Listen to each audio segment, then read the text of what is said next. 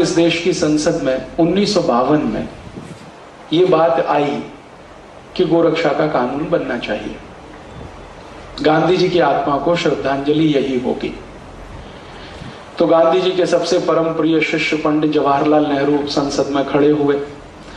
उन्होंने कहा ठीक है, अगर गोरक्षा का कानून बनना चाहिए तो इस पे प्रस्ताव आना चाहिए। तो संसद में एक सांसद हुआ करते थे, उनका नाम था महावीर त्यागी। कुंवारी समाजी थे और हर बार सोनीपत से चुनाव लड़के जीते वो भारत की संसद में। सबसे पहला चुनाव 1952 में हुआ और बहुत भयंकर वोटों से जीत के आए थे। वो कांग्रेस में शामिल नहीं हुए, किसी भी पक्ष में शामिल नहीं हुए, वो निर्दलीय चुनाव लड़ते थे। तो महावीर त्यागी ने कहा ठीक है, मैं मेरे नाम से प्रस्ताव लाने की तैयारी करता हूं। उन्होंने प्रस्ताव लाया, उस पर बहस हुई। बहस के बाद यह तय किया गया कि वोट किया जाए इस पर। तो जब वोट करने का दिन आया तो नेहरू जी ने एक बयान दिया जो लोकसभा के रिकॉर्ड पर है। आप चाहें तो रिकॉर्ड में पढ़ सकते हैं। नेहरू जी ने कहा कि अगर आज ये प्रस्ताव पारित हुआ तो मैं शाम को इस्तीफा दे दूंगा। अगर ये प्रस्ताव पारित हुआ तो मैं शाम को इस्तीफा दे दूंगा। मतलब गोरक्षा अगर हो गई इस देश में तो मैं प्रधानमंत्री नहीं रहूंगा। परिणाम क्या हुआ? परिणाम यह हुआ कि जो कांग्रेसी नेता गोरक्षा के समर्थन में संसद में भाषण करे और गोरक्षा के समर्थन में वोट डालने को तैयार हुए, नेहरू जी का यह वाक्य सुनते ही सब पलट गए। क्योंकि उस जमाने में क्या होता था, नेहरू जी अगर छोड़ दें पद तो फिर क्या होगा। सरदार पटेल की तब तक स्वर्गवास हो चुका था 1950 में। तो नेहरू जी अकेले नेता रह गए थे कांग्रेस में। कांग्रेसियों को ऐसा लगता था Nehru is India, India is Nehru. Bharat है तो नेहरू है, नेहरू है तो भारत है। और ये नारे बहुत बार लगाए गए इस देश में। कई बार ये भी कहा गया India is Indira, Indira is India. शायद इनकी स्वभाव ऐसी है कांग्रेसियों की। तो इन्होंने कहा कि नेहरू जी ने इस्तीफा दिया तो हम तो फिर गए।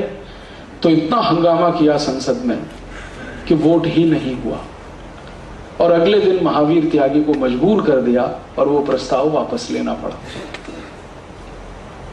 महावीर त्यागी ने प्रस्ताव वापस लेते समय भाषण किया और वो बहुत ही जोरदार भाषण है, वो भी लोकसभा के रिकॉर्ड्स में है। उसमें उन्होंने कहा कि मिस्टर नेहरू, पंडित नेहरू, मैं आपको याद दिलाता हूं कि आप महात्मा गांधी के परम प्रिय शिष्य हैं। गांधी जी ने वायदा किया था कि आजादी मिलने के बाद पहली सरकार बनेगी तो सबसे पहला कानून गोरक्षा का बनेगा।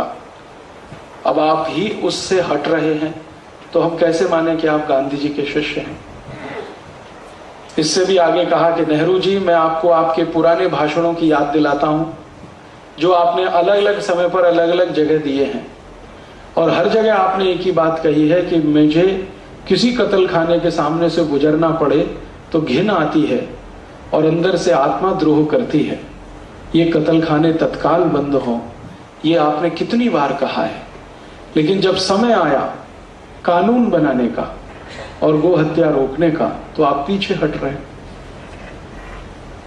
नेहरू जी ने उनके इन सब बातों का कोई उत्तर नहीं दिया। उसके बाद क्या हुआ, बात आई गई हो गई, प्रस्ताव पारित नहीं हुआ। थोड़े दिन के बाद सन 1956 में नेहरू जी ने एक चिट्ठी लिखी सभी मुख्यमंत्री और ये भी रिकॉर्ड में है। अब नेहरू जी का कौन सा स्वरूप सही था और कौन सा गलत, ये अभी फैसला करने का समय मैं मानता हूं कि आ गया है। जब वो गांधी जी के साथ मंच पे खड़े होकर भाषण करते हैं तो कहते हैं मैं कत्ल खाने के सामने से गुजरता हूं तो आत्मा चीत्कार करती है और मैं चाहता हूं कि सारे कत्ल खाने बंद हो। और जब वो प्रधानमंत्री बनते हैं तो मुख्यमंत्रियों को चिट्ठी लिख रहे हैं कि गाय का कत्ल बंद मत करो क्योंकि इससे विदेशी मुद्रा मिलती है। उस पत्र का सबसे अंतिम वाक्य बहुत खतरनाक है। उसमें नेहरू जी लिख रहे हैं कि मान लो हमने गाय की हत्या बंद करा दी और गोरक्षा होने लगी तो सारी दुनिया हम पर हंसेगी कि हम भारत को 18वीं शताब्दी में लेके जा रहे हैं। अर्थात नेहरू जी को यह लगता था कि गाय का कत्ल होने से देश 21वीं शताब्दी की ओर जाएगा और गोरक्षा होने से 18वीं शताब्दी में चला जाएगा। यह पत्र पढ़कर मैं बहुत विचलित हुआ।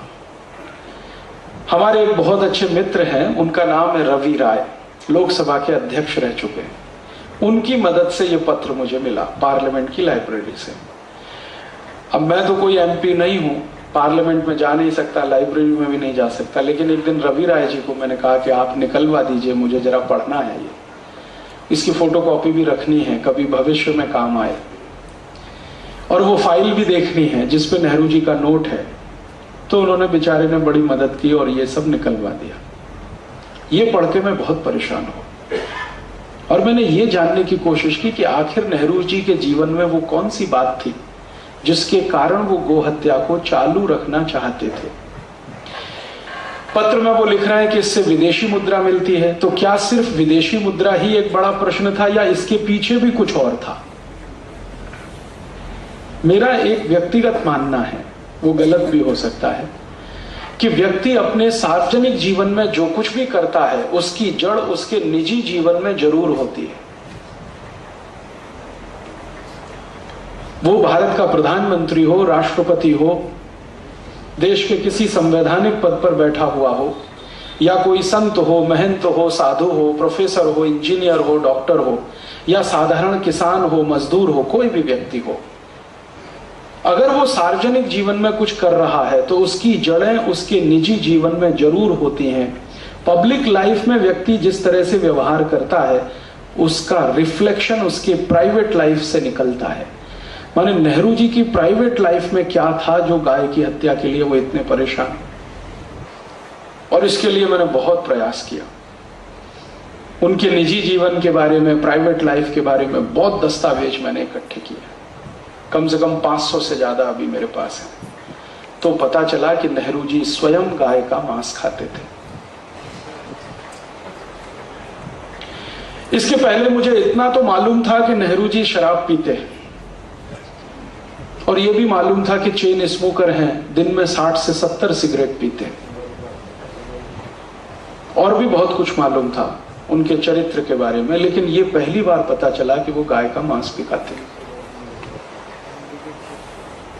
और उनके गाय के मांस के भोजन को बनाकर तैयार करके लंच के रूप में भिजवाने का काम दिल्ली का वो होटल करता रहा जहां अभी थोड़े दिन पहले जॉर्ज बुश रुका। और नेहरू जी का एक लंच का खर्चा उस जमाने में 13,000 रुपए होता था, जिस पर भारत के एक समाजवादी नेता ने बड़ी कड़क टिप्पणी की थी, राम मनोहर लोहिया। उन्होंने संसद में एक दिन बहुत जोरदार भाषण दिया था कि नेहरू, तुम्हारा एक समय का भोजन का खर्च 13,000 रुपए है, और भारत के 14 करोड़ लोगों को 2 समय खाने को रोटी नहीं, तुमको शर्म नहीं आती? उस जमाने में संसद में लोहिया जी एक व्यक्ति थे जो नेहरू जी को इस तरह से बोल पाते थे, बाकी तो सब नेहरू के आगे पीछे दुम हिला के घूमते रहते थे। तो जब ये दस्तावेज मिल गए तो मैं समझ गया कि नेहरू जी के मन में गाय के प्रति जो प्रेम था वो दिखावे का था, गांधी जी को प्रभावित करने के लिए था, और भारत का प्रधानमंत्री बनने के लिए था। एक बार प्रधानमंत्री बन गए, अब तो कोई कष्ट नहीं है, कोई रोकने वाला नहीं, कोई टोकने वाला नहीं, और सरदार पटेल की मृत्यु के बाद तो कोई नहीं उनके सामने चुनौती देने वाला। तो उनका असली रूप पूरे देश के सामने आया। और ये जितनी बातें मैंने आपसे कही हैं, ये सब भारत की लोकसभा के रिकॉर्ड्स पर मौजूद हैं। कभी इतिहास लिखा जाए तो ये सब उसमें आ जाए। तो हम समझ सकते हैं कि नेहरू जी से कोई अपेक्षा नहीं कि वो गाय की रक्षा करने के लिए कुछ करें।